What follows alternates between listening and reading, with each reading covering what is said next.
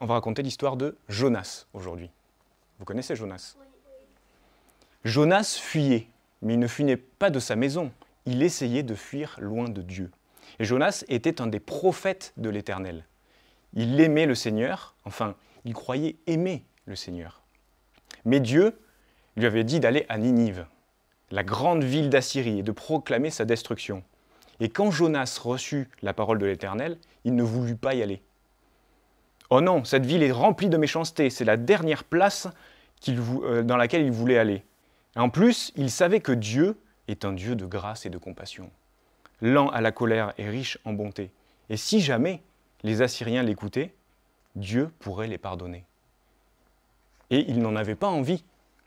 Donc Jonas descendit à Jaffa, et à Jaffa, il trouva un bateau. Il monta dans ce bateau,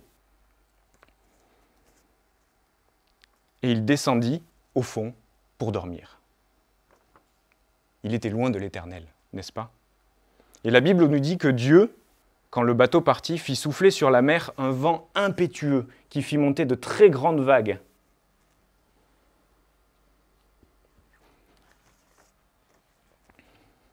Les marins eurent tous très peur. Ils implorèrent chacun leur Dieu, sans succès, et jetèrent tout ce qu'ils pouvaient pour alléger le bateau et éviter qu'il coule.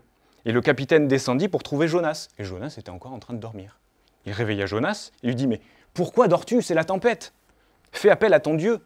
Peut-être qu'il voudra penser à nous et nous ne mourrons pas. » Puis ils tirèrent au sort pour trouver qui pourrait avoir attiré ce malheur sur le hasard. Et le hasard, tomba sur Jonas. Alors les marins demandèrent à Jonas « Mais qui nous attire ce malheur? Qui es-tu? D'où viens-tu » Et Jonas leur répondit « Je suis hébreu et je crains l'Éternel, le Dieu du ciel, qui a fait la mer et la terre. » Il leur expliqua qu'il avait fui Dieu, qu'il lui avait désobéi. « C'est moi qui attire sur vous cette grande tempête. Prenez-moi et jetez-moi à la mer, et la mer se calmera envers vous. » Les marins ne l'écoutèrent pas. Ils ramèrent pour essayer de rejoindre la tempête. Ils ne voulaient pas qu'il meure dans l'océan. Mais la mer était toujours plus déchaînée contre eux. Donc, finalement, ils prirent Jonas et le jetèrent à la mer. Et soudain, la fureur de la mer s'apaisa. Les hommes furent saisis d'une grande crainte envers l'Éternel et rendirent hommage à Dieu. Ils reconnurent que Dieu était bien celui qui avait fait la mer et la terre et qu'il avait tout pouvoir sur la création. Jonas, lui, était dans une autre situation. Il était dans la mer, il coulait. Il y avait de la noirceur, des vagues et des algues. Et il fit appel à l'Éternel. Et l'Éternel lui envoya un taxi un peu particulier. Un gros poisson qui vient et qui avala Jonas. Et pendant 3 jours et 3 nuits, Jonas, dans le ventre du poisson, était là. Et que pensez-vous qu'a fait Jonas? Il pria l'Éternel. Il priait Dieu. Il a reconnu ce qu'il avait fait. Il avait reconnu qu'il avait désobéi à Dieu et qu'il était allé loin de lui. Et il avait aussi reconnu que la délivrance venait de Dieu. Le salut vient de l'Éternel. Après 3 jours, l'Éternel parla au poisson. Et le poisson alla vomir Jonas exactement sur la terre, proche d'une ville qui s'appelait Ninive. Et Dieu dit à Jonas, « Lève-toi et va à Ninive,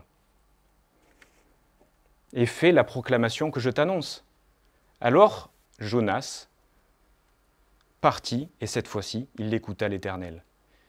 Mais Ninive était une très très grande ville. Il fallait 3 jours pour en faire le tour. Il commença à annoncer ça aux habitants de Ninive.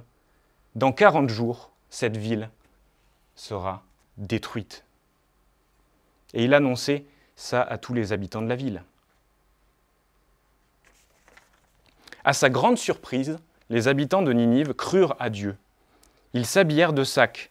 Et vous vous rappelez, c'est un signe de repentance envers Dieu. Qu'ils sont désolés de ce qu'ils ont fait et veulent changer. Le roi de Ninive entendit la nouvelle. Il se leva de son trône, retira son manteau, se couvrit d'un sac et proclama un jeûne. Il demanda à tous, les petits et les grands, de crier à Dieu et de renoncer au mal, à la violence dont ils étaient tous coupables. Et Dieu vit qu'ils criaient à lui, qu'ils renonçaient à leur mauvaise conduite, et il eut compassion d'eux.